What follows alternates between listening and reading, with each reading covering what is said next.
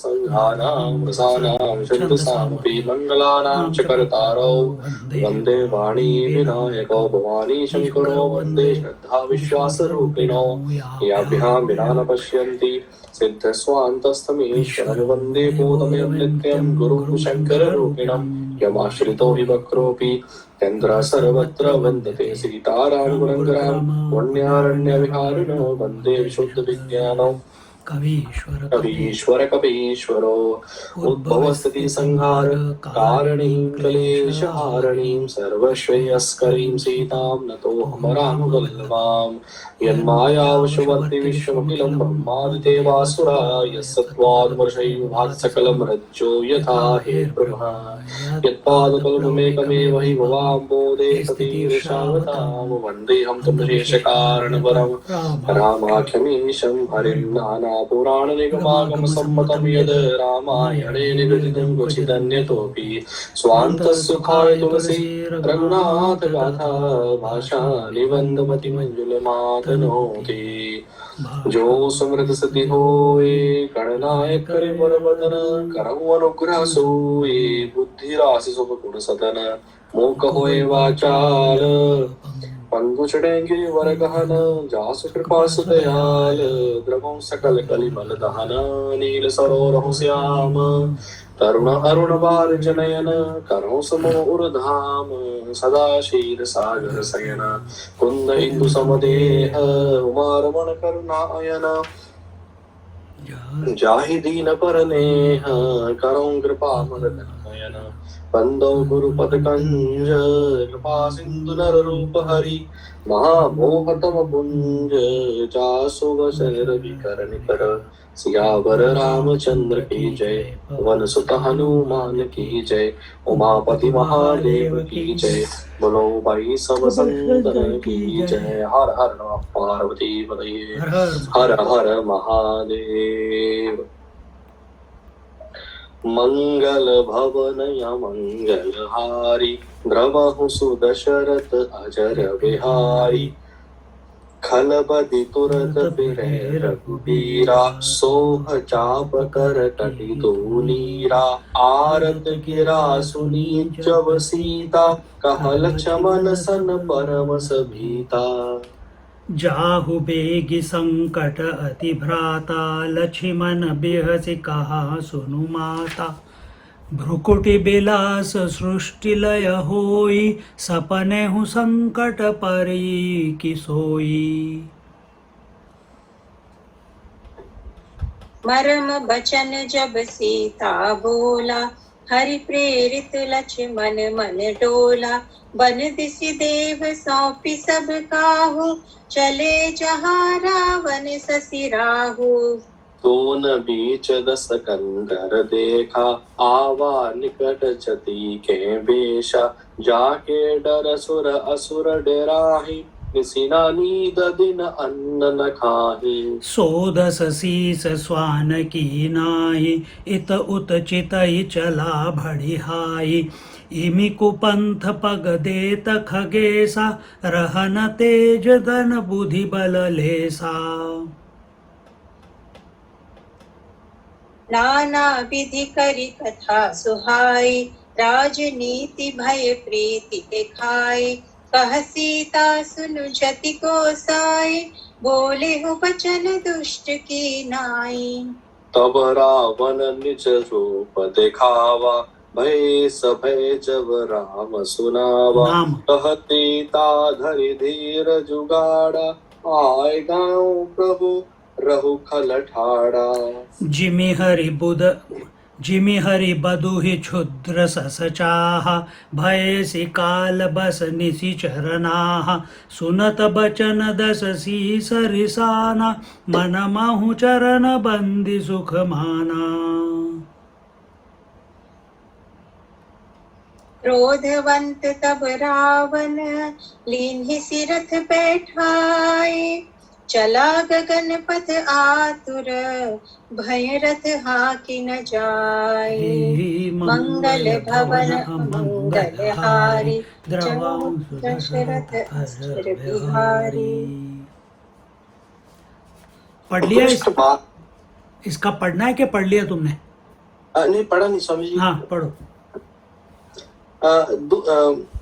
तो लास्ट हमने पढ़ा था, देवता बहुत से फूल बरसा रहे हैं और प्रभु के गुणों की गाथाएं स्तुतियां गा रहे हैं कि श्री रघुनाथ जी ऐसे दीन बंधु हैं कि उन्होंने असुर को भी अपना परम पद दे दिया। दुष्ट मारीच को मारकर श्री रघुवीर तुरंत लौट पड़े। हाथ में धनुष और कमर में तरकस शोभा दे रहा है। इधर जब सीता जी ने दुख भरी वाणी मरते समय मारीच का हा लक्ष्मण की आवाज सुनी तो वह बहुत ही भयभीत होकर लक्ष्मण जी से कहने लगी, तुम शीघ्र जाओ, तुम्हारे भाई बड़े संकट में हैं। लक्ष्मण जी ने हंसकर कहा, हे माता सुनो, जिनके भ्रुकुटी विलास भौं के इशारे मात्र से सारी सृष्टि का लय प्रलय हो जाता है, वह श्री राम जी क्या कभी स्वप्न में भी संकट में पड़ सकते हैं? इस पर जब सीता जी कुछ मर्म वचन, हृदय में चुभने वाले वचन कहने लगी, तब भगवान की प्रेरणा से लक्ष्मण जी का मन भी चंचल हो उठा। वह श्री सीता जी को वन और दिशाओं के देवताओं को सौंपकर वहां चले जहां रावण रूपी चंद्रमा के लिए राहु रूप श्री राम जी थे। रावण सूना मौका देखकर यति सन्यासी के वेश में श्री सीता जी के समीप आया। इसके डर से देवता और दैत्य तक इतना डरते हैं कि रात को नींद नहीं आती और दिन में भरपेट अन्न नहीं खाते। वही 10 सिर वाला रावण कुत्ते की तरह इधर उधर ताकता हुआ बड़े आई चोरी के लिए चला। कागभूषुंडी जी कहते हैं, हे गरुड़ जी, इस प्रकार कुमार्ग पर पैर रखते ही शरीर में तेज तथा बुद्धि एवं बल का लेश भी नहीं रह जाता। सोना पाकर कुत्ता चुपके से बर्तन भाड़ों में मुंह डालकर कुछ चुरा ले जाता है, उसे बड़ाई कहते हैं। रावण ने अनेकों प्रकार की सुहावनी कथाएं रचकर सीता जी को राजनीति, भय और प्रेम दिखलाया। सीता जी ने कहा, हे यति गोसाई सुनो, तुमने तो दुष्ट की तरह वचन कहे। तब रावण ने अपना असली रूप दिखलाया। जब नाम सुनाया तब तो सीता जी भयभीत हो गई। उन्होंने गहरा धीरज धर कर कहा, अरे दुष्ट, खड़ा तो रह, प्रभु आ गए। जैसे सिंह की स्त्री को तुच्छ खरगोश चाहे वैसे ही, और अरे राक्षस राज, तू मेरी चाह करके काल के वश हुआ है। यह वचन सुनते ही रावण को क्रोध आ गया, परंतु मन में उसने सीता जी के चरणों की वंदना करके सुख माना। फिर क्रोध में भरकर रावण ने सीता जी को रथ पर बैठा लिया और वह बड़ी उतावली के साथ आकाश मार्ग से चला, किंतु डर के मारे उससे रथ हाँका नहीं जाता।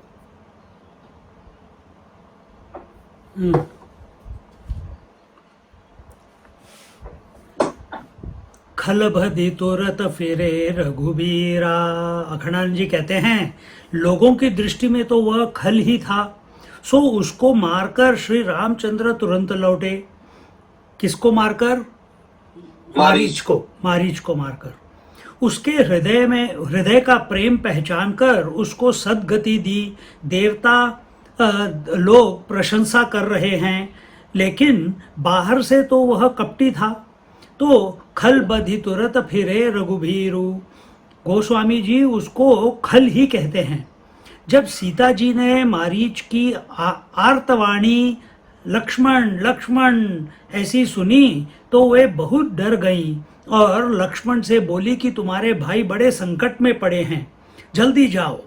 लक्ष्मण को तो भगवान ने कहा था कि बुद्धि से काम लेना, विवेक से काम लेना, तो लक्ष्मण जी हंस पड़े और विवेक की बात बोले। भुकुटी विलास सृष्टि लय होई, जिनके बाहों के विलास से सृष्टि और लय होता है, वे क्या कभी संकट में पड़ सकते हैं? ऐसी बुद्धि से तो लक्ष्मण जी ने काम लिया, लेकिन श्री जानकी जी उनके बुद्धि विवेक को रखने दे तब तो। श्री जानकी ने बड़े मर्म वचन कहे, जिससे हृदय विद्ध क्या कहते हैं, जाए लक्ष्मण का, विद्ध जाए लक्ष्मण का। यहाँ तो गोस्वामी जी बचा गए, क्योंकि कोई दुष्ट भी गाली देता है तो उसकी गोस्वामी जी अपने मुंह से बोलना पसंद नहीं करते हैं। जगत जननी जगदम्बा लक्ष्मण को कुछ भला बुरा कहे तो अपने मुंह से कैसे बोलेंगे? लक्ष्मण ने दशरथ से कहा तो वह भी नहीं बोले। वाल्मीकि रामायण में बड़ा विलक्षण है। उन जानकी जी ने कहा, लक्ष्मण तुम भरत से मिले हुए हो, इसलिए तुम मेरे साथ आए हो। कि जब रामचंद्र जी वन में संकट में पड़ जाएं तो तुम हमको लेकर चलो और हमारे साथ ब्याह कर लो। अब ये सब वाल्मीकि रामायण में आएगा, अभी हम अरण्यकांड में आ गए ना। हाँ जी। और यहाँ पे ये भी देखना है कि जानकी जी ये सब क्यों बोल रही हैं। सोचा क्यों बोल रही है? नहीं। सोचो।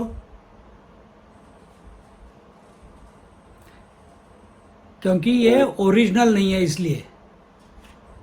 ओह हाँ, ओके। ठीक है। ओरिजिनल सीता, ओरिजिनल जानकी जी कभी ऐसी भाषा नहीं बोल सकती लक्ष्मण के प्रति। Okay, got it. ये होलोग्राम है। हाँ जी, हाँ जी, ठीक है। समझ गए? हाँ जी। अब वो जाके जब आखिर में अग्नि परीक्षा होगी फिर ओरिजिनल वापस निकलेगी। हाँ, हाँ जी, हाँ जी। ऐसी ब्याह कर लो, ऐसी बात जानकी जी ने कही। अब लक्ष्मण जी बेचारे छटपटा गए। जिसको सुमित्रा ने कहा था कि सीता तुम्हारी माँ है, जिसको लक्ष्मण कहते हैं हमारी माँ है, उसने ऐसे कह दिया।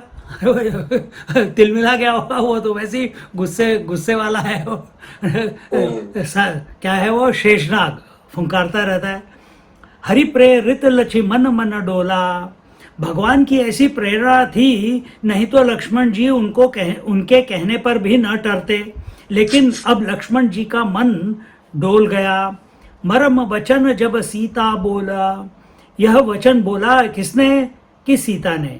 यहाँ बोला क्रियापद अशुद्ध नहीं है, यह बिल्कुल शुद्ध स्थान पर है। जब उन्होंने समय देखा और समय देखकर वन देवता और दृग देवता सबको उन्होंने सौंप दिया और चले कहाँ? कि जहां रावण शशि राहु। समय का विचार करके और वन के देवताओं को समर्पित करके रावण रूप चंद्रमा को प्रभाहीन करने वाले राहु के समान प्रभु जहां रहते हैं वहां जाते हैं। अब यहाँ पे लक्ष्मण रेखा की प्रसंग नहीं आया है। तुलसी रामायण में लक्ष्मण रेखा का प्रसंग नहीं है। हाँ, ये बात है। ये हाँ, इधर नहीं है। और वैसे भी जब हमने वाल्मीकि रामायण शुरू की थी स्वामी जी, बिल्कुल बिगिनिंग में आया था कि जो दशहरा रामलीला उस सभी का बेस वाल्मीकि रामायण के समय से चल रहा है, तो वही बेस है। वही तो बेस होगा। हाँ, उस देखते हैं जब आएंगे तो उसमें। हाँ। वहां जाते हैं कहाँ? जहाँ पे रामचंद्र जी हैं। अब दशकंधर ने देखा कि कुटिया पर न राम है न लक्ष्मण है, यहाँ तो सूना है। तो यति का वेश बनाकर, वाल्मीकि रामायण में लिखा है कि त्रिदंडी यति का वेश बनाकर वह वहाँ आया। अब जिसके डर से देवता और दैत्य सब डरते हैं, और इतना डरते हैं कि रात को नींद ना आवे और दिन में अन्न ना खाएं, वही दशशीष चोरी करने जा रहा है। तो जब आदमी गलत रास्ते से चलता है तब उसके पांव कैसे पड़ते हैं। अब यहाँ पे हमको ये भी देखना पड़ेगा कि कहीं कहीं पे ये भी आया कि पहले उन्होंने रामचंद्र जी का वेश लिया। अब रामचंद्र जी का जब उन्होंने वेश लिया, किसने? रावण ने, तो वो उसके मन में कुविचार आ ही नहीं रहे थे कि सीता जी का हरण करना है। अच्छा, ओके, ये अच्छा, ये हाँ, कहीं कहीं आता है ऐसा। आता है कहीं तो देखा है। तो पहले रामचंद्र जी का वेश लेते हैं, उसी कोदंड राम जो जैसे अभी वहाँ पे हैं आश्रम में जैसे रह रहे हैं, पर जब वो रूप लेते हैं तो उनके मन में सीता हरण का विचार ही नहीं आता। फिर वो परेशान हो जाता है, फिर वो जाके यति का रूप लेता है। तब उनके पांव कैसे पड़ते हैं? सो दशशीष स्वान की नाई। वह रावण कुत्ते की तरह इधर उधर देखता हुआ कि कहीं कोई हमारी इस बड़ी हाई को देख तो नहीं रहा है। बड़ी हाई माने चोरी बुरा काम करना। भांड होते हैं कुछ और वेश धारण करते हैं कुछ, दूसरा वेश धारण करके बढ़ियाई करते हैं। वे कभी शैतान बनते हैं, कभी राजा बनते हैं, तरह तरह के वेश धारण करते हैं। यह सीता की चोरी करने के लिए वेश बदला है, धारण किया है। यह यति नहीं है, यह तो भांड है और भड़ियाई करने जा रहा है। जो कुपंथ में अपना गांव रखता है उसके शरीर में तेज नहीं रह पाता, बुद्धि भी नहीं रहती और बल का लेश मात्र भी नहीं रहता। जो कुमार्ग में चलेगा उसका दिल थर थर कांपेगा, उसके पांव ठीक से धरती पर नहीं पड़ेंगे। सो अब वहां जब गया तो उनके प्रकार की कथा उसने कही, राजनीति की बात सुनाई, भय दिखाया और अपना प्रेम बताया। राजनीति की बात सुनाई कि यह क्या तुम घर से निकले हुए लोगों के साथ रह रही हो और यहाँ बड़ा भय है, राक्षस लोग खा जाएंगे। और बोले कि मैं तुमसे बहुत प्रेम करता हूँ। अपना तो प्रेम बताया, दूसरे राक्षसों का भय बताया और समझदारी की बात बताई कि राम के साथ रहने में तुमको क्या मिलेगा, हमारे साथ रहो तो तुमको बड़े बड़े भोग मिलेंगे। इतना कहने पर भी सीता जी के मुंह से यह निकला कि हे जति गोसाई, बोलती है आदर के साथ कि हो तो तुम यति गोसाई, लेकिन बोलते हो दुष्ट की नाई, दुष्ट हो यह बात नहीं कहती है, दुष्ट की तरह बोलते हो, तुम्हारी वाणी दुष्ट की तरह है। सो रावण ने अपना रूप उनको दिखा दिया। अब वे तो डर गईं। अब बताया कि मैं रावण हूँ। फिर धैर्य धारण करके सीता ने कहा कि अरे खड़ा रहा, प्रभु अभी अभी आते हैं। जिस प्रकार क्षुद्र खरगोश सिंहनी को चाह रहा हो, ऐसे ही तू कालवश हो गया है तो तू निशाचरों का राजा, लेकिन कालवश हो गया है। अब यह बात सुनकर तो रावण को बड़ा क्रोध आया। बाहर से तो बहुत गुस्सा दिखाया, लेकिन मन महु चरण बंदी सुख माना। यह ऐसी धैर्यवती पतिव्रता के सामने जगदम्बा का उपासक बोला, सचमुच मेरे मन में जो शंका थी कि रामचंद्र ईश्वर हैं कि नहीं, इनके हाथ से मरने पर हमको परम पद की प्राप्ति होगी कि नहीं, तो अब सिद्ध हो गया कि ऐसी जगत जननी जगदम्बा स्वयं भगवती जानकी जिनकी पत्नी हैं वे जरूर ईश्वर होंगे। तो मन में उनके चरण की वंदना करके सुख माना।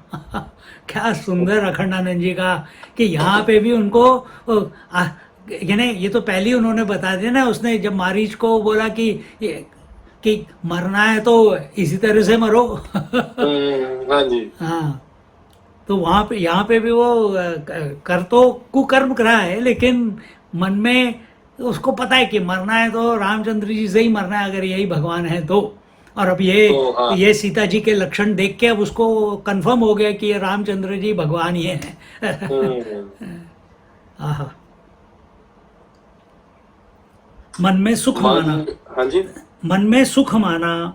सो रावण को आया क्रोध। उसने जानकी जी को रथ पर बैठा लिया और बड़ा व्याकुल है, आतुर है कि कहीं रामचंद्र आ न जाएं, देख न लें। गगनपथ से चला और भय के कारण उससे रथ हाँका नहीं जाता है। अब जानकी जी के विलाप का वर्णन करते हैं। मंगल भवनय मंगलहारी, द्रवहु सुदशरथ अजर बिहारी। हा जग एक वीर रघुराया, केहि अपराध बिसारे हुदाया। आरती हरन सरन सुखदायक, हार रघुकुल सरोज दिन नायक। हाल छिमन तुम्हार नहीं दोषा, सो फल पायहु कीन्हु रोषा। विविध विलाप करति वैदेही, भूरि कृपा प्रभु दूरि सनेही। विपति मोरि को प्रभु ही सुनावा, पुरोडास चह रासभ खावा। सीता के विलाप सुनि भारी, भय चराचर जीव दुखारी। गीत राज सुनि आरत बानी, रघुकुल तिलक नारी पहचानी। अधम निशाचर लीने जाई, जिमि मलेच्छ बस कपिला गाई। सीते पुत्री करसि जनि त्रासा, करिहउँ जातु धान करनासा। धावा क्रोधवंत खग कैसे, छुटई पबी पर्वत कहूँ जैसे। रे रे दुष्ट ठाड़ किन होहि, निर्भय चलिसि न जानेहि मोहि। आवत देखि कृतांत समाना, फिरि दस कंधर कर अनुमाना। कि मैं नाथ के खगपति होई, मम बल जान सहित पति सोई। जाना जरठ जटायु एहा, मम कर तीरथ छाड़े देहा। सुनत गीत क्रोधातुर धावा, कह सुनु रावण मोर सिखावा। तजि जानकहि कुशल गृह जाहूँ, नाही त अस होई बाहु बाहु। राम रोष पावक अति घोरा, होई सकल सलभ कुल तोरा।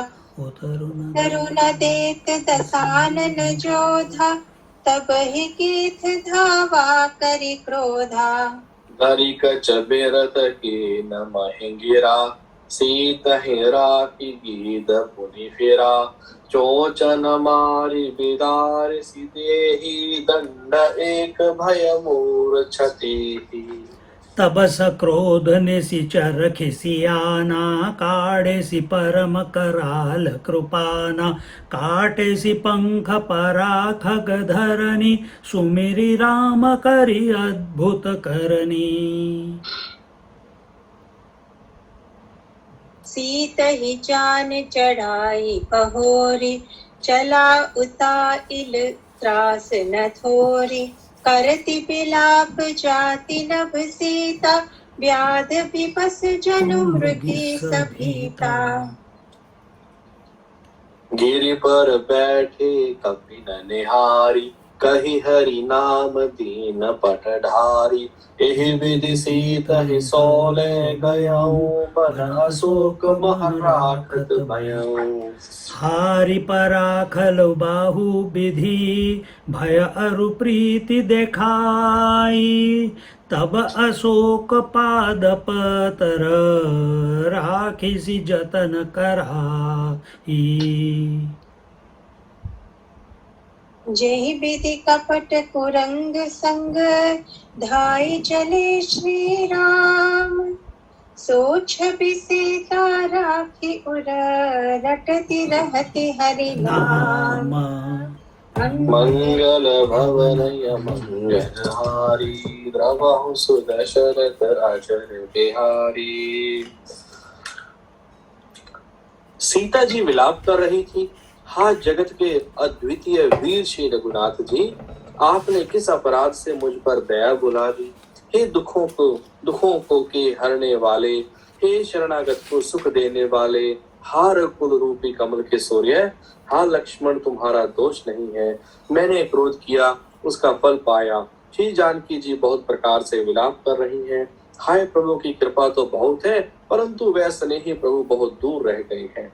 प्रभु को मेरी यह विपत्ति कौन सुनावे। यज्ञ के अन्न को गधा खाना चाहता है। सीता जी का भारी विलाप सुनकर जड़ चेतन सभी जीव दुखी हो गए। गीतराज जटायु ने सीता जी की दुख भरी वाणी सुनकर पहचान लिया कि यह रघुकुल तिलक श्री रामचंद्र जी की पत्नी है। उसने देखा कि नीच राक्षस इनको बुरी तरह लिए जा रहा है, जैसे कपिला गाय मलेच्छ के पाले पड़ गई हो। वह बोला, हे सीते पुत्री, भय मत कर, मैं इस राक्षस का नाश करूंगा। यह कहकर वह पक्षी क्रोध से भरकर कैसे दौड़ा, जैसे पर्वत की ओर वज्र छूटता है।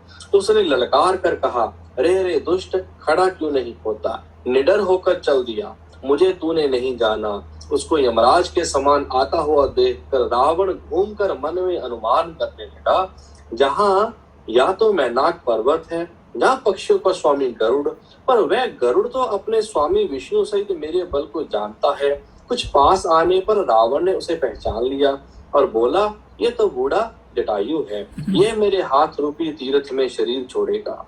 यह सुनते ही गीध क्रोध में भरकर बड़े वेग से दौड़ा और बोला, रावण मेरी सिखावन सुन, जानकी जी को छोड़कर कुशल पूर्वक अपने घर चला जा, नहीं तो हे बहुत बुझाओ वाले, ऐसा होगा कि श्री राम जी के क्रोध रूपी अत्यंत भयानक अग्नि में तेरा सारा वंश पतिंगा होकर भस्म हो जाएगा। जोता रावण कुछ उत्तर नहीं देता। तब गीध क्रोध करके दौड़ा, उसने रावण के बाल पकड़कर उसे रथ के नीचे उतार लिया। रावण पृथ्वी पर गिर पड़ा। गीध सीता जी को एक और बैठाकर फिर लौटा और चोंचों से मार मार कर रावण के शरीर को विदीर्ण कर डाला। इससे उसे एक घड़ी के लिए मूर्छा हो गई। तब खिसखिसाए हुए रावण ने क्रोध युक्त होकर अत्यंत भयानक कटार निकाली और उससे जटायु के पंख काट डाले। पक्षी जटायु श्री राम जी की अद्भुत लीला का स्मरण करके पृथ्वी पर गिर पड़ा। सीता जी को फिर रथ पर चढ़ाकर रावण ने बड़ी उतावली के साथ चला। उसे भय कम ना था। सीता जी आकाश में विलाप करती हुई जा रही हैं, मानो व्याध के वश में पड़ी हुई, जाल में फंसी हुई कोई भयभीत हिरनी हो। पर्वत पर बैठे हुए बंदरों को देखकर सीता जी ने हरि नाम लेकर वस्त्र डाल दिया। इस प्रकार वह सीता जी को ले गया और उन्हें अशोक वन में जा रखा। सीता जी को बहुत प्रकार से भय और प्रीति दिखलाकर जब वह दुष्ट हार गया, तब उन्हें यत्न करा के सब व्यवस्था ठीक करा के अशोक वृक्ष के नीचे रख दिया। जिस प्रकार कपट मृग के साथ श्री राम जी दौड़ चले थे, उसी छवि को हृदय में रखकर वह हरि नाम राम नाम रटती रहती है। अशोक वाटिका पहुंच गए।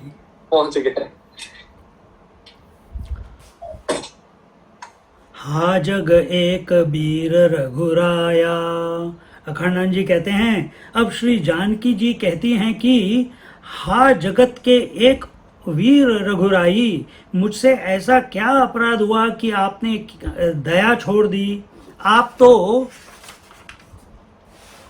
तो आतिहरण करने वाले सुखदायक हो और रघुकुल सरोज के सूर्य हो। हाय हाय, आपने मुझे क्यों छोड़ दिया।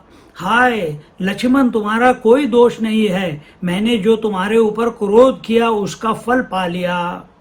इस प्रकार जानकी जी विविध विलाप करती हैं और अनेकों प्रकार की करुणा की बात कहती हैं और बोलती हैं कि भगवान की भूरी कृपा तो मेरे ऊपर है, परंतु वे स्नेही प्रभु मुझसे दूर हो गए हैं। अब मेरी विपत्ति प्रभु को कौन सुनावेगा। यज्ञ के लिए जो पुरोडाश बनाया गया था भविष्य, उसको यह गधा खाना चाहता है। गधा मतलब रावण। सीता का विलाप सुनकर चराचर जीव दुखी हो गए। सीता की यह आर्तवाणी गीधराज ने सुनी। उन्होंने पहचान लिया कि ये तो रघुकुल तिलक श्री रामचंद्र की पत्नी है। यह अधम निशाचर इन्हें हरण करके लिए जा रहा है, जैसे कोई कपिला गाय म्लेच्छ के वश में पड़ गई हो। वह बोला कि बेटी सीता, तुम त्रास नहीं करना, इस राक्षस को मार डालूंगा। वह पक्षी क्रोध करके कैसे दौड़ा कि जैसे पर्वत को नष्ट करने के लिए इंद्र ने वज्र छोड़ा हो और पुकार कर बोला कि हे दुष्ट, तू खड़ा क्यों नहीं हो जाता, तू निर्भय चला जा रहा है, क्या तू मुझे नहीं जानता। गीधराज को काल के समान आते देखकर दसकंदर पीछे की ओर देखकर अनुमान करने लगा कि क्या मैनाक पर्वत आ रहा है या स्वयं गरुड़ आ रहे हैं। लेकिन गरुड़ तो अपने स्वामी नारायण के साथ मुझे जानते हैं, तो सामना करने के लिए कैसे आवेंगे। फिर देखा, अरे यह तो बूढ़ा जटायु है। जैसे प्रयाग में प्राण छोड़ने जाते हैं, क्या वैसे मेरे हाथों यह शरीर छोड़ने आ रहा है। एरोगेंस देखो।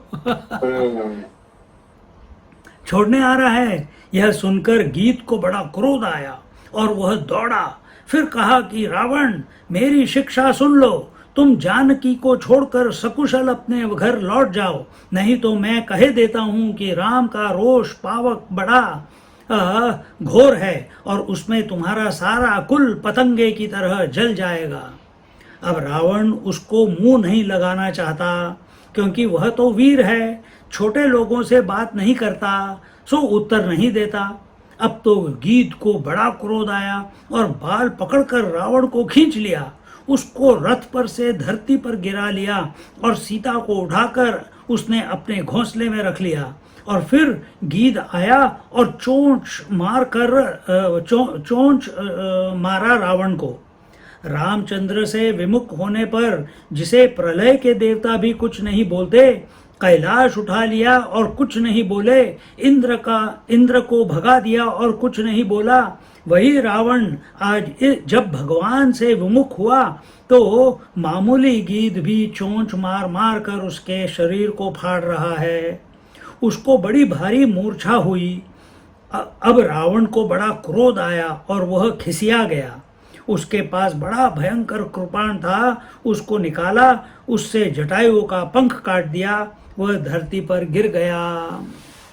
सुमेरी राम करी अद्भुत करनी, जटायु अद्भुत करने वाला है, अद्भुत करनी करके और राम का स्मरण करके वह धरती पर गिर पड़ा। रावण ने फिर से सीता जी को रथ पर चढ़ाया और चला उताइल तरास न थोरी। रावण उतावला होकर जल्दी यहाँ से निकल पड़ा। उसका दिल कांप रहा था, जो बुरा काम करेगा उसके दिल में कंपन तो होगी ही। अब सीता जी आकाश में विलाप करती हुई चल रही हैं, जैसे कोई मुर्गी व्याध के हाथ में पड़ गई हो और डर रही हो। अब उन्होंने देखा कि पहाड़ पर बहुत से वानर बैठे हुए हैं, तो भगवान का नाम लेकर अपना कपड़ा डाल दिया। इस प्रकार वह सीता को ले गया और वहां उसने बड़ी कोशिश की जानकी को महल में रखें, लेकिन जब उन्होंने वहां रहना स्वीकार नहीं किया तो उसने उनको अशोक वन में ले जाकर रख दिया। बहुत प्रकार से भय और प्रीति दिखाकर कभी डरावे कि मार डालेंगे, खा जाएंगे, और कभी कहे कि हम तुमसे बहुत प्रेम करते हैं। देखो, संसार के लोगों के भय और प्रीति का कुछ ठिकाना नहीं। स्वार्थ सिद्ध हो तो सब तो बड़ा प्रेम करें, और स्वार्थ सिद्ध न हो तो बड़ा भय दिखावे। बहुत तरह से भय और प्रीति दिखाकर यह खल हार गया। अब तो जही विधि कपट कुरंग। सीता ने राम को जब कहा था कि दौड़कर उसको पकड़ो, किसको?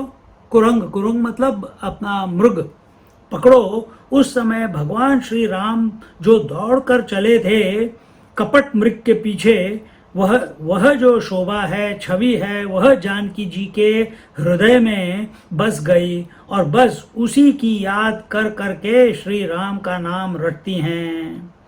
गोस्वामी जी ने वर्णन किया है, प्रेम ते पीछे तिरिछे प्रियाही, चिते चित भई चले लय चित चोरे।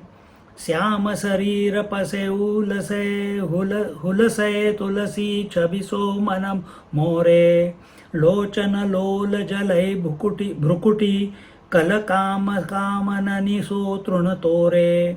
राजत राम कुरंग के संग निशंग कसे धनु से बर जोर से सर जोरे।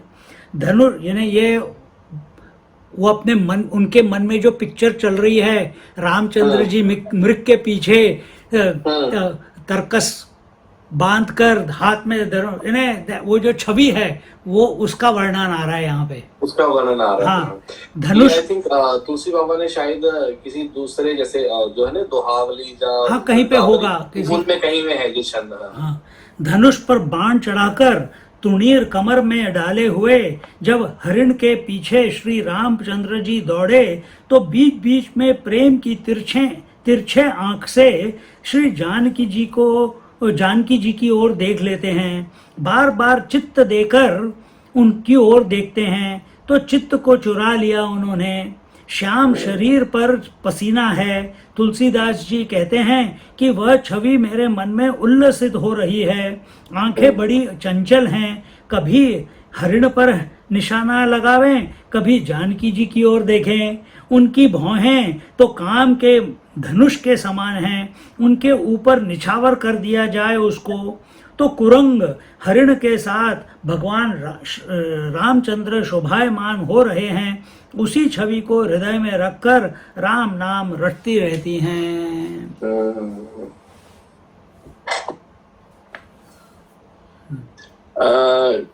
पढ़ूं स्वामी जी कैसे? आपको हाँ, जाना है? पढ़ लो।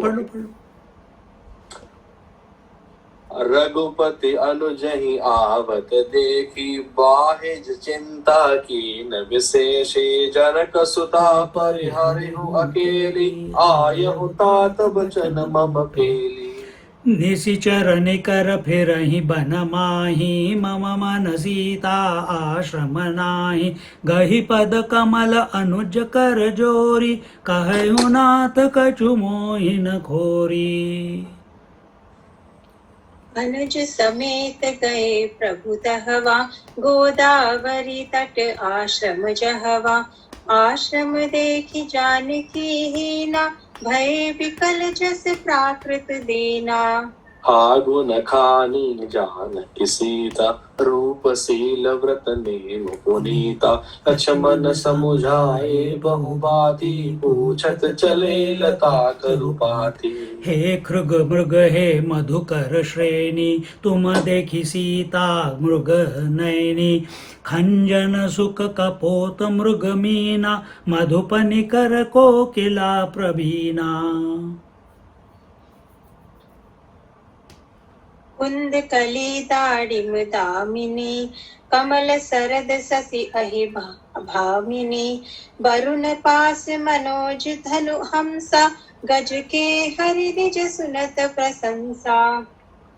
श्रीफल कनक श्रीफल कनक कदली हर्षाहि, गुण संकस कुच मन माहि। सुनु जानकी तोहि बिनु आजु, हर्षि सकल पाई जनु राजु।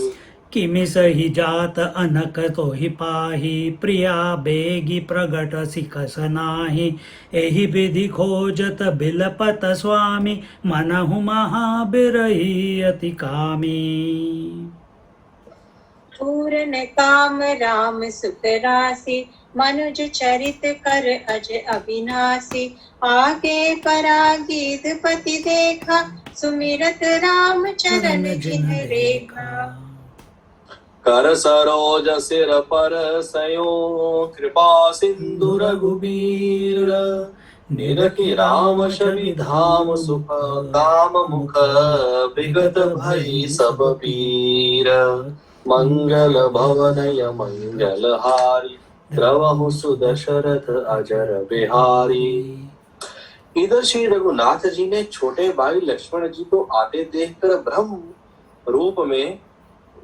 ब्राह्मण्य रूप में बहुत चिंता की और कहा, हे भाई, तुमने जानकी को अकेले छोड़ दिया और मेरी आज्ञा का उल्लंघन कर जहाँ चले आए। राक्षसों के झुंड वन में फिरते रहते हैं। मेरे मन में ऐसा आता है कि सीता आश्रम में नहीं। छोटे भाई लक्ष्मण जी ने श्री राम जी के चरण कमलों को पकड़कर हाथ जोड़कर कहा, हे रघुनाथ, मेरा कुछ भी दोष नहीं है। लक्ष्मण जी सहित प्रभु श्री राम जी वहां गए जहां गोदावरी के तट पर उनका आश्रम था। आश्रम को जानकी जी से रहित देखकर श्री राम जी साधारण मनुष्य की भांति व्याकुल और दीन दुखी हो गए। वे विलाप करने लगे, हा गुणों की खान जानकी, हा रूपशील व्रत और नियमों में पवित्र सीते। लक्ष्मण जी ने बहुत प्रकार से समझाया। तब श्री राम जी लताओं और वृक्षों की पंक्तियों से पूछते हुए चले, हे पक्षियों, हे पशुओं, हे भौरों की पंक्तियों, तुमने कहीं मृगनयनी सीता को देखा है? खंजन, तोता, कबूतर, हिरन, मछली, भौरों का समूह, प्रवीण कोयल, कुंदकली, अनार, बिजली, कमल, शरद का चंद्रमा और नागिनी, वरुण का पाश, कामदेव का धनुष, हंस, गज और सिंह, यह सब आज अपनी प्रशंसा सुन रहे। बेल, सुवर्ण और केला हर्षित हो रहे हैं। इनके मन में जरा भी शंका और संकोच नहीं है। हे जानकी, सुनो, तुम्हारे बिना ये सब आज ऐसे हर्षित हैं मानो राज पा गए। अर्थात तुम्हारे अंगों के समान ये सब तुच्छ, अपमानित और लज्जित थे। आज तुम्हें ना देखकर ये अपनी शोभा के अभिमान में फूल रहे हैं। तुमसे यह अनक स्पर्धा कैसे सही जाती है? हे प्रिय, तुम शीघ्र ही प्रकट क्यों नहीं होती? इस प्रकार अनंत ब्रह्मांडों के अथवा महामहिमामयी स्वरूपा शक्ति श्री सीता जी के स्वामी श्री राम जी सीता जी को खोजते हुए इस प्रकार विलाप करते हैं, मानो कोई महाविरही और अत्यंत कामी पुरुष हो। पूर्ण काम, आनंद की राशि, अजन्मा और अविनाशी श्री राम जी मनुष्यों के से चरित्र कर रहे हैं। आगे जाने पर उन्होंने गृहपति जटायु को बड़ा देखा। वह श्री राम जी के चरणों का स्मरण कर रहा था, जिनमें ध्वजा, कुलिश आदि की रेखाएं चिन्ह है। कृपा सागर श्री रघुवीर ने अपने कर कमल से उसके सिर का स्पर्श किया, उसके सिर पर कर कमल फेर दिया। शोभा धाम श्री राम जी का परम सुंदर मुख देखकर उसकी सब पीड़ा जाती रही। रघुपति अनुज ही आवत देखी। गोस्वामी जी ने सारी रामायण में केवल इस प्रसंग में ही श्री सीता जी के नख शिख सौंदर्य का वर्णन किया है। विरह के इस प्रसंग में श्री रामचंद्र जी ने खंजन सुख कपोत मृगमीना के बहाने श्री जानकी जी के अंगों का ही वर्णन किया है। So this is the only place where the beauty of Sita ji का एक्सप्लेनेशन है तुलसीदास जी के मुख से। रघुपति श्री रामचंद्र जी ने देखा कि लक्ष्मण अकेले चले आ रहे हैं। अब उन्होंने बाह्य रूप में बाहिर विशेष चिंता की। वैसे तो वे सब जानते हैं, लेकिन बाहर से चिंता दिखाते हैं। फुल ड्रामा है।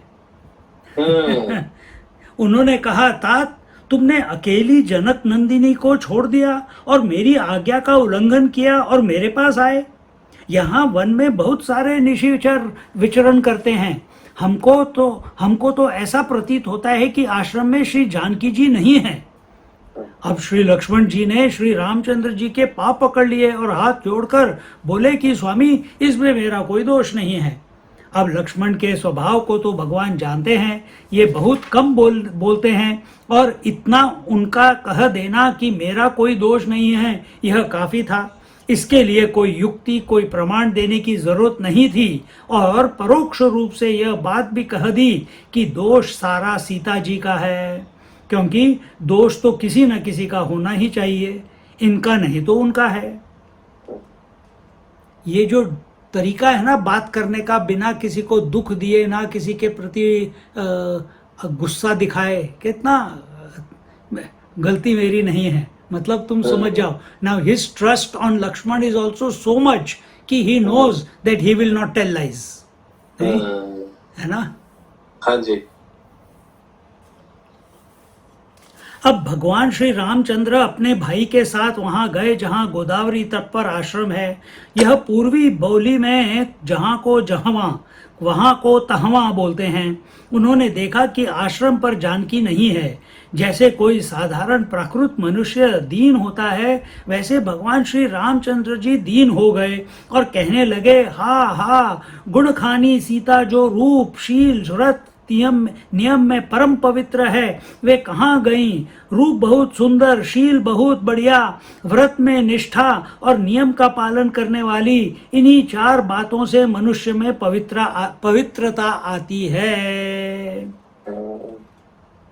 क्या है? जो रूप से बहुत सुंदर, शील बहुत बढ़िया, व्रत में निष्ठा और नियम का पालन करने वाली। ये सब करने से अपने आप ही रूप ही आ जाता होगा, है ना? अब लक्ष्मण ने बहुत तरह से उनको समझाया, परंतु श्री रामचंद्र जी की तो ऐसी दशा हो गई कि लता वृक्ष से पूछते हुए आगे चले, जैसे गोपियां लता वृक्ष आदि से श्री कृष्ण का पता पूछती थी। प्रकृति कृपणा चेतना चेतनेषु, मेघदूत में कालिदास ने वर्णन किया है कि जब यक्ष ने बादल से कहा कि तुम मेरा संदेश लेकर जाना, तो वहां कहाँ की तो वहाँ कहा कि ये जो स्नेह के अधीन हो जाते हैं वे जड़ और चेतन की पहचान भी नहीं कर सकते कि किससे संदेश हमारा पहुंचता है और किससे नहीं पहुंचता। अब तो सभी से भगवान श्री रामचंद्र जी कहने लगे कि हे खग, हे मृग, हे भंवरों, क्या तुमने मृगनयनी सीता को देखा है? हनुमान नाटक में वर्णन आता है कि लक्ष्मण जी को देखकर श्री रामचंद्र जी ने पूछा, तुम कौन हो? लक्ष्मण जी ने कहा हमको नहीं पहचानते हैं प्रभु, मैं आपका दासानुदास लक्ष्मण हूँ। बोले, फिर मैं कौन हूँ? आप अयोध्यापति महाराज दशरथ के पुत्र श्री रामचंद्र हैं। हम यहाँ क्यों घूम रहे हैं? हम लोग वन में क्यों हैं? बोले कि हम लोग श्री जानकी जी के साथ पिता की आज्ञा से वन आए हैं। तब पूछे कि यह जानकी जी कहाँ हैं? बोले, हम वन में जानकी जी को ढूंढ रहे हैं। बोले, फिर जानकी जी कहाँ हैं? इस तरह से श्री रामचंद्र जी व्याकुल हो जाते हैं। श्रीमद् भागवत में विरक्ति प्रधान ढंग ज्यादा लिया है, तो वहां कहते हैं, स्त्री पूपसंग एतादृक् सर्वत्र त्रासमावह अपीश्वराणां किमुत ग्राम्यस्य गृहचेतसः। यह संसार में स्त्री पुरुष की जो प्रीति है, आसक्ति है, भगवान अपने चरित्र से यह दिखाते हैं, यह सर्वत्र त्रास की सृष्टि करती है। जो गंवार है और विषयासक्त है, उनकी तो चर्चा ही क्या। स्वयं भगवान भी अवतार लेकर यदि संसार में प्रीति करें तो उनको भी दुखी होना पड़ता है। यह बात भगवान श्री रामचंद्र ने अपने चरित्र से प्रकट की। अब एक एक अंग को लेकर वर्णन करते हैं। खंजन सुख कपोत मृगमीना। श्री जानकी जी के नेत्र की उपमा खंजन से कर देते हैं, नासिका की शुक से, कंठ की कपोत से, पेट की भंवरों के झुंड से, सर्पिणी और वरुण पाश से भी पेट की ही उपमा देते हैं। स्वर की कोकिल से, मुस्कान, दांत की कुंदकली और दाढ़िम से, शरीर के रंग की दामिनी बिजली से, करपद की कमल से, मुख की शरद चंद्र से, गति की हंस और गज से, सामान्य रूप से स्त्रियों के कटिकी केहरी से उपमा दी जाती है, लेकिन गोस्वामी जी ने श्री जानकी जी की इनमें से किसी से भी उपमा नहीं दी। उन्होंने कहा, सब उपमा कभी रहे जुठारी, के ही पट तरऊ विधे ही कुमारी। कौन सी उपमा श्री जानकी जी को दें? वे तो सब झूठी हो गई हैं, दूसरी स्त्रियों को दी जा चुकी हैं, तो उनका तिरस्कार कर दिया, निंदा कर दी कि यह भला उनकी बराबरी कर सकते हैं। तो वो सब जो पहले दी थी वो सब शिफ्ट डिलीट अपनी नई वाली दे दी। कौन सी? खंजन सुख कपोत मृगमीना, अपना ही बना दिया। गज के हरि निज सुनत प्रशंसा।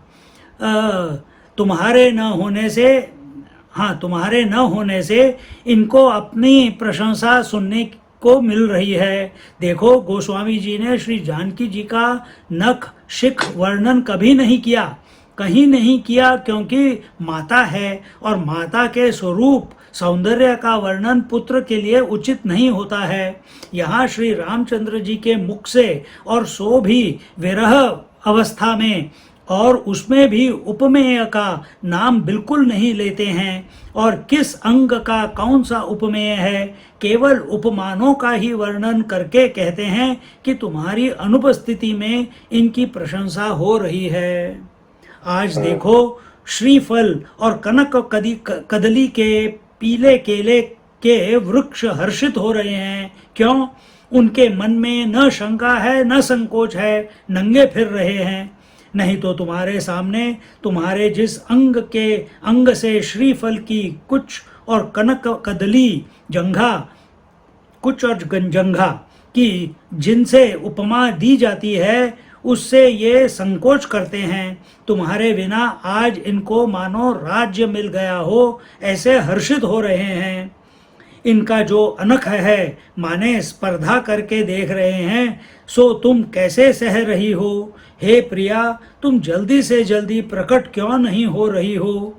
इस प्रकार श्री रामचंद्र जी खोजते हुए और विलाप करते हुए जा रहे हैं, मानो कोई बड़ा विरही अति कामी पुरुष होवे।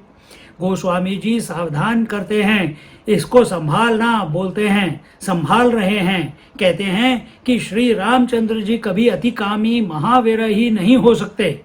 वे तो पूर्ण काम और हैं और सुख राशि हैं और अविनाशी हैं, अजन्मा हैं, वह निर्गुण हैं, वही सगुण हैं। लेकिन यह तो मनुष्य के समान चरित्र कर रहे हैं, यह उनकी एक लीला है। यह भी बता रहे हैं कि मनुष्य को अपनी स्त्री से कितना प्रेम करना चाहिए, उसके विरह में कैसे व्याकुल होना चाहिए, और यदि कोई उसके ऊपर हाथ उठावे तो उसके पति कैसा व्यवहार करना चाहिए। यह सारी बात श्री रामचंद्र जी कर रहे हैं। रावण के गुप्तचर उनके साथ लगे हुए हैं, तो उसको पता न लगने पावे कि यह ईश्वर है। यह बात तो मनुष्य ही कर सकता है, ये भी एक बात है। हाँ? यह बात भी प्रकट कर रहे हैं, क्योंकि यदि उनको उसको पता लग जाए कि ये ईश्वर हैं, तो इनका नराकार रूप धारण करने का कोई प्रयोजन ही न रहे। और दूसरी बात यह है कि शत्रु को यह पता न चल जाए कि यह हमको पहचान गए कि यह बलवान है, इसलिए ऐसे कर रहे हैं।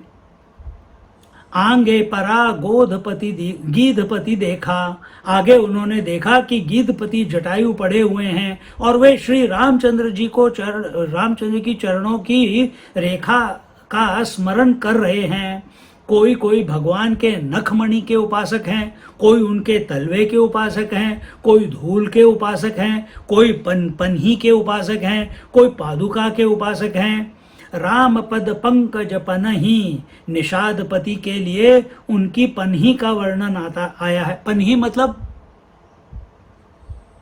मेरे ख्याल से उनके पद चिन्ह ऊपर बताया ना कि आगे परा गीधपति उन्होंने श्री रामचंद्र जी के चरणों की रेखा का स्मरण कर रहे हैं, तो उसको रेखाएं, हाँ रेखाएं, ध्वजा कुलिश आदि की रेखाएं चिन्ह है। हाँ जी, ये गीधपति उनके सूक्ष्म रेखाओं को देखते हैं और उनकी उपासना करते हैं, क्योंकि उनकी दृष्टि भी बड़ी पैनी होती है ना, दूर दूर तक देख लेते हैं। क्योंकि गीत की दृष्टि बड़ी अपार होती है। जितनी सूक्ष्म रेखाएं हैं भगवान के चरणों में, उनको वे देख रहे हैं।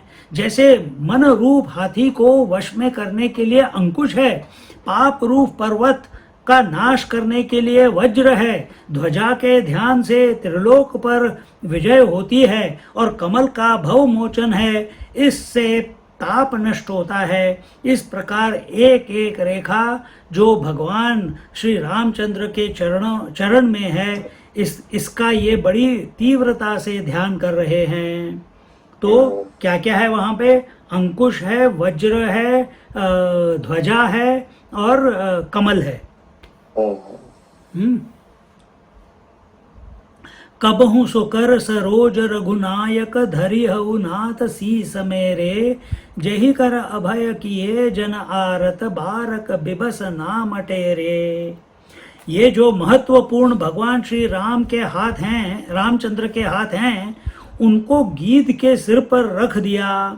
आगे आया है कि गीध अधम खग अभिष भोगी, कितनी छोटी नाचीज है गीध, और भगवान रामचंद्र कितने बड़े हैं। लेकिन जब कृपा की जाती है शरणागत के ऊपर, उसका दोष नहीं देखा जाता। दोषी यद्यपि तस्य स्यात् सता में तद अगर्हितम। कितना बड़ा भी दोषी हो, लेकिन सत्पुरुष लोग दोष की ओर नहीं, उसकी शरणागति को देखते हैं। रघुवीर कृपा सिंधु हैं, गीध के सिर पर हाथ रख दिया, गोद में उठा लिया।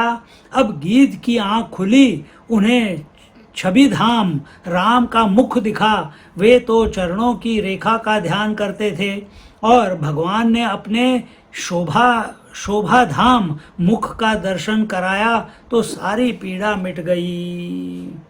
बोलो सियावर रामचंद्र की जय, पवन सुत हनुमान की जय, उमापति महादेव की जय। बोलो भाई सब संतन की जय। हर हर नमः पार्वती पतये, हर हर हर हर महादेव। महादेव। श्री सीतारामचंद्र अर्पणमस्तु।